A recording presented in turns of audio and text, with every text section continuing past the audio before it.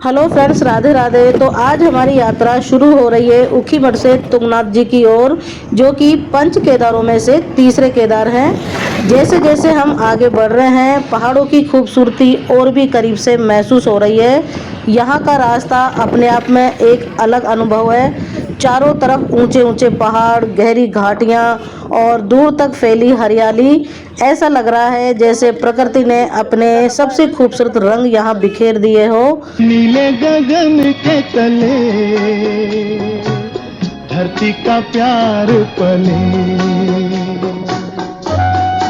पहाड़ों पर ये सीढ़ीनुमा खेत ऐसे लग रहे हैं जैसे किसी ने सींगों की झाड़ू से पहाड़ों की ढलान पर खूबसूरत लकीरें खींच दी हो।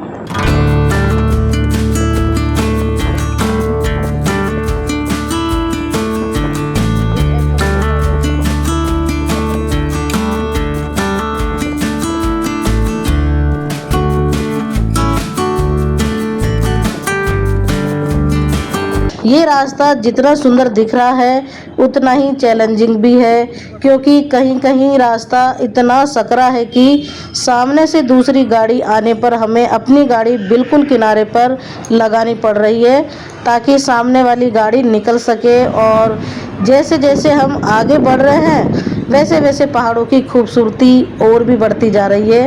एक तरफ ऊंचे ऊंचे पहाड़ है और दूसरी तरफ गहरी वादियाँ। ऐसे रास्तों पर तो गाड़ियाँ चलाना आसान नहीं है भाई, हर मोड़ पर सावधानी बहुत ज़रूरी है। लेकिन इन मुश्किल रास्तों के बीच जो नज़ारे देखने को मिल रहे हैं वो दिल को सुकून दे रहे हैं। चारों तरफ इतनी हरियाली की आंखें जहाँ तक जा रही है वहाँ बस पहाड़ ही पहाड़ दिख रहे हैं। और पहाड़ों की सबसे खास बात मुझे यही लगती है कि यहाँ हर मिनट मिनट में नज़ारा बदल रहा है। एक मोड़ तक तो एक पहाड़ दिखाई दे रहा है और अगले मोड़ पर बिल्कुल अलग ही वादी नज़र आती है। लेकिन शायद यही पहाड़ों की खूबसूरती है भाई कि यहाँ कुछ भी एक जैसा नहीं रहता है। जैसे जैसे हम तुंगनाथ जी की तरफ बढ़ रहे हैं वैसे वैसे रास्ता भी काफ़ी ऊंचाई की तरफ चलता हुआ महसूस हो रहा है, क्योंकि तुंगनाथ जी की ऊंचाई केदारनाथ से भी ज़्यादा है। इसलिए यहाँ पर हमें वाकई में ऊंचाई का एहसास काफ़ी अच्छे से हो रहा है। हम जो चलने लगे हैं ये रास्ते। हाँ हाँ हाँ। तुंगनाथ की ओर आगे बढ़ते हुए ये रास्ता में कहां कहां से लेकर जाएगा ये तो आगे की यात्रा में पता चलेगा, आपको भी और हमें भी। बाकी इतना कहूंगी कि रास्ता चाहे कितना भी कठिन हो, पर जब मंजिल इतनी पवित्र हो तो हर मुश्किल छोटी लगने लगती है। यहाँ का हर रास्ता हमारे साथ एक याद बन के हमेशा हमारे साथ रहेगा। इन पहाड़ों में कभी धूप झांकती है तो कभी अचानक बादल आ रहे हैं और कभी हल्की हल्की बारिश शुरू हो रही है और कभी मौसम साफ हो रहा है। कहीं पहाड़ों पर बादल ठहरे हुए हैं तो कहीं ऐसा लग रहा है कि बादलों ने पहाड़ों को अपने अंदर समेट लिया है। यहाँ का मौसम का तो भाई कोई भरोसा नहीं है।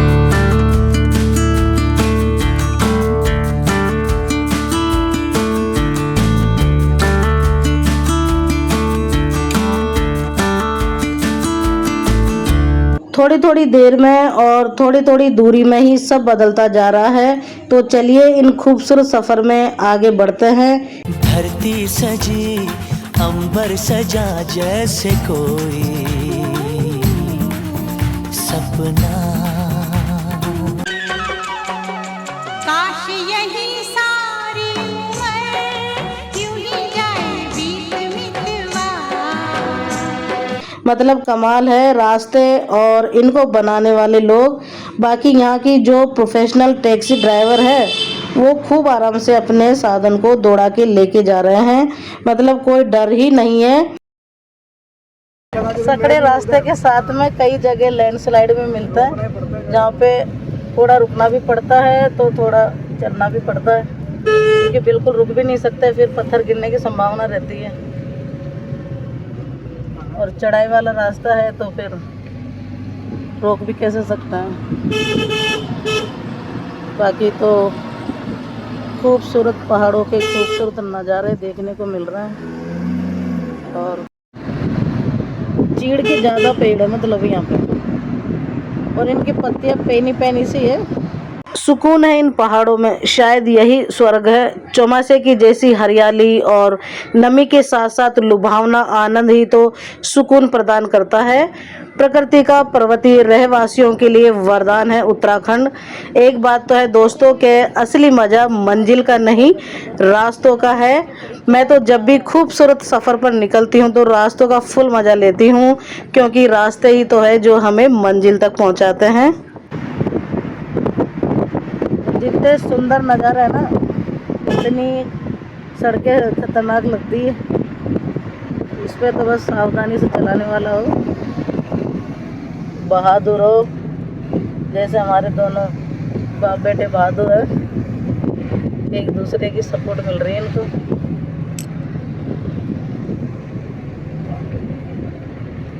जिग जिग वाले रास्ते बहुत ज़्यादा हो रहे हैं, छोटे छोटे मोड़ ही आते, ज़्यादा नहीं है।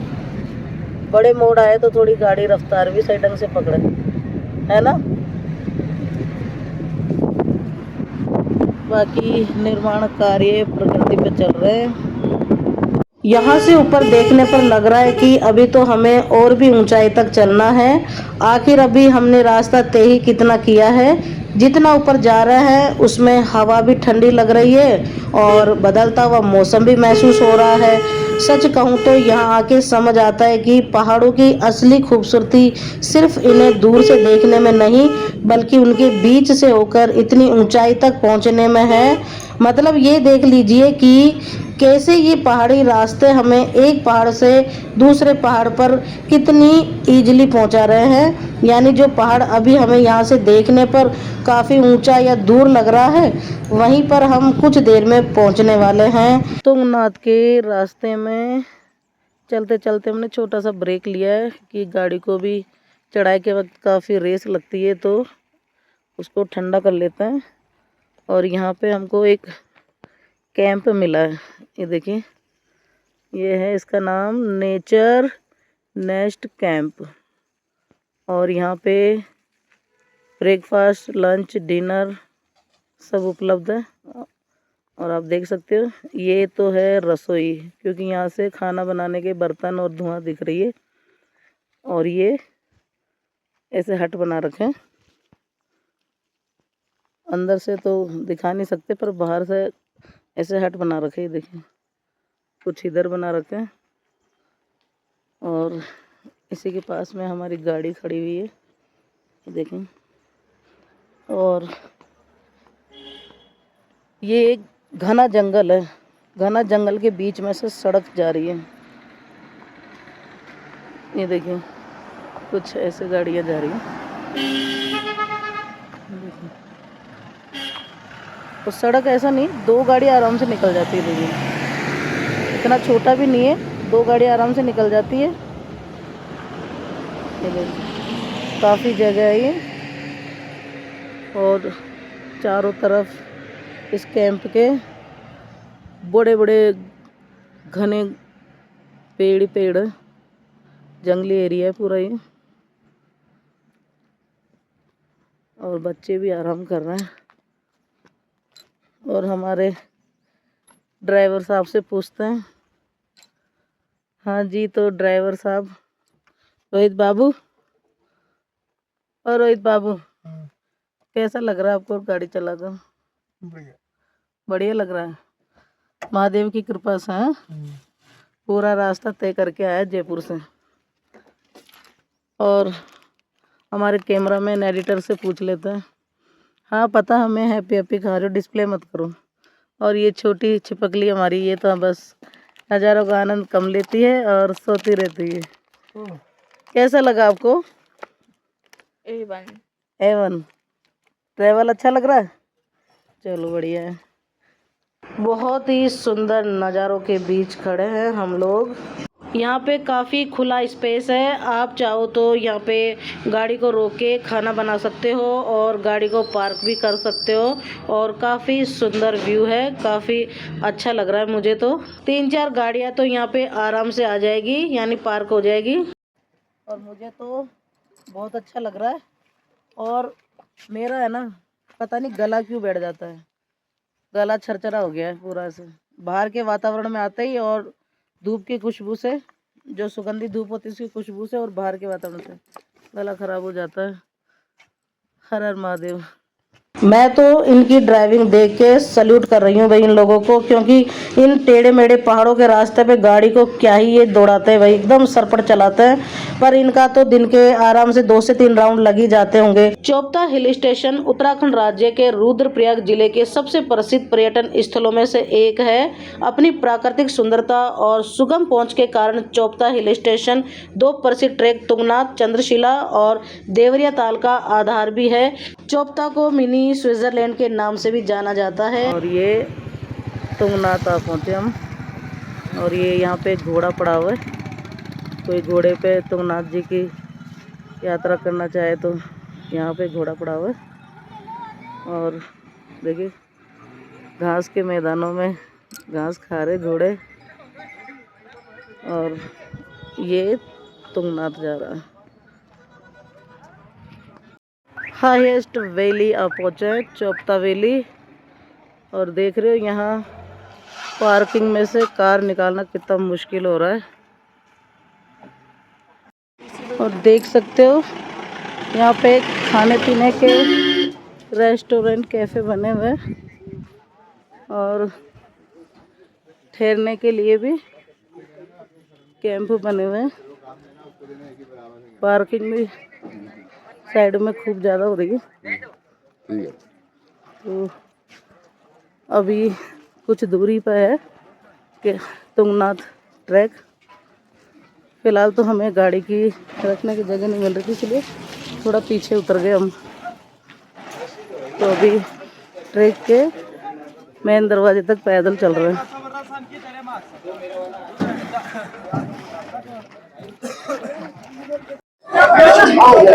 तो फाइनल आ पहुंचे हम चोपता। ये चोपता है, देखिए काफी क्राउड हो रहा है गाड़ियों का और यात्रियों लोगों का, ये देख सकते हो। और तुंगनाथ जी के लिए जो पैदल ट्रैक करना है वो यहाँ से करना है। ये मुख्य द्वार है तुंगनाथ टेम्पल जाने के लिए, भोलेनाथ बाबा के यहाँ। और ये देखिए आपको बता दूं, तुंगनाथ की चढ़ाई है 4 किलोमीटर और चंद्रशिला की 2 किलोमीटर, टोटल 6 किलोमीटर की चढ़ाई होने वाली है।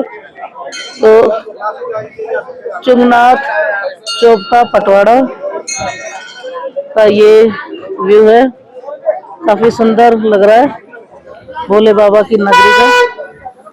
तो अब भोले बाबा का नाम लेके चलते हैं तुंगनाथ बाबा के दर्शन करने। हर हर महादेव। यहाँ पे छड़िया है, आप चाहो तो पैदल ट्रैक के लिए ये छड़िया ले जा सकते हैं, और अगर नहीं ले जाना चाहते तो वैसे ही ट्रैक करें। बच्चे हमारे भी रेडी है ट्रैक करने के लिए।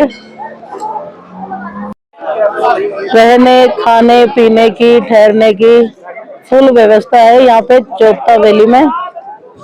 कुछ भी दिक्कत नहीं आने वाली है, बस थोड़ा कॉस्टली मिलेगा, बाकी तो सारी सुविधाएं हैं। और ये जो इस तरफ का रास्ता है ये जा रहा है बद्रीनाथ जी के। तो देख रहे हो यहाँ पे आपके पुण्य आगमन की प्रतीक्षा में जिला पंचायत रुद्रप्रयाग स्वागत करता है। तो ये रास्ता जा रहा है बद्रीनाथ जी के। तो मैंने पूछा था किसी से, तो उन्होंने बताया लगभग 30-40 किलोमीटर ढलान वाला रास्ता है, उसके बाद NH वाला हाईवे आ जाएगा। देख रहे हो सड़क पे दूर दूर तक गाड़ियां पार्क हो रखी है। काफी दूर तक पर्यटकों की गाड़ियां रखी हुई है। तो हमें यहाँ आके जगह मिली है गाड़ी खड़ी करने की, और अब यहाँ से वापस से इस तरफ जाएंगे, तब तुंगनाथ जी का मेन दरवाजा आएगा। तो अभी गाड़ी में से सामान निकाल लेते जो भी चाहिए।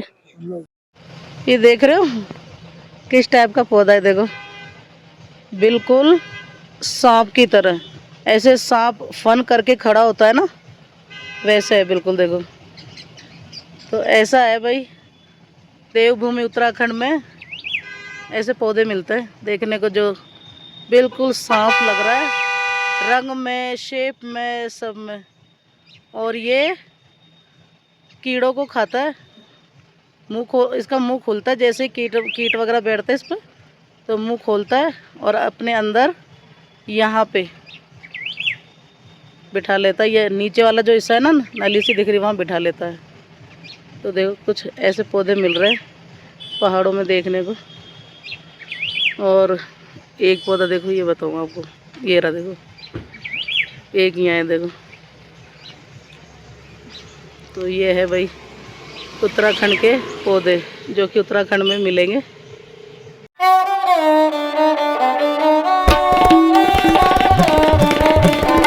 ऊखीमठ से तुंगनाक तक पहुंचने का ये सफ़र आपको कैसा लगा, ये कमेंट करके बताइएगा। और हर हर महादेव भी लिखिएगा। भोलेनाथ हमारा और आपका हाथ कभी ना छोड़े, यही हमारी प्रार्थना है। तो वीडियो पसंद आए तो वीडियो को लाइक करें और अपने फैमिली एंड फ्रेंड्स के साथ ज़रूर शेयर करें। और मेरे चैनल पर नए हो तो चैनल को सब्सक्राइब ज़रूर करें। वीडियो को बिना स्किप किए पूरा देखें। बाकी तुंगनाथ जी की चढ़ाई आपको मेरे नेक्स्ट व्लॉग में देखने को मिलेगी। तो जल्दी मिलेंगे आपसे। Stay connected. हर हर महादेव। जय श्री केदार।